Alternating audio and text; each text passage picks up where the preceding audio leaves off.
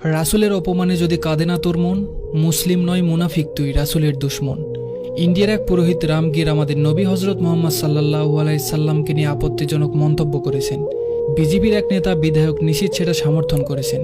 সেই প্রতিবাদে মহারাষ্ট্রের এক মুসলিম নেতা ইমতিয়াজ জলিলের নেতৃত্বে মহারাষ্ট্র থেকে হাজার হাজার গাড়িতে লক্ষাধিক মুসলমান মুম্বাইতে আগমন করছে। এমন একটা বিষয় আমরা কয়জনই বা জানি। বাংলাদেশের অভ্যন্তরীণ কোনো কিছু ঘটলে ইন্ডিয়ার মিডিয়া ব্যাপক প্রচার করে চাপ সৃষ্টি করে, কিন্তু গতকাল ইন্ডিয়াতে এত বড় একটা ঘটনা ঘটে গেছে, বাংলাদেশের মিডিয়াগুলো চুপ কেন? এ বিষয়ে তেমন কোনো কভারেজ নেই কেন? চলুন আমরা এই মিডিয়ার দায়িত্ব পালন করি।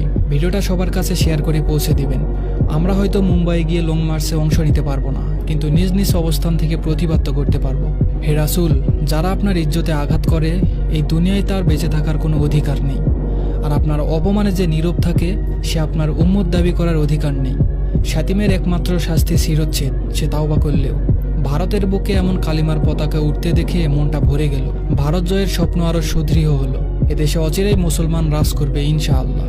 যে অন্তর আল্লাহর রাসূলের অপমানে ব্যথিত হয় না, তার চেয়ে হতভাগা আর কে আছে? হে রাসূল, আপনার জন্য শুধু জীবন নয়, আমার মা বাবাও কুরবান।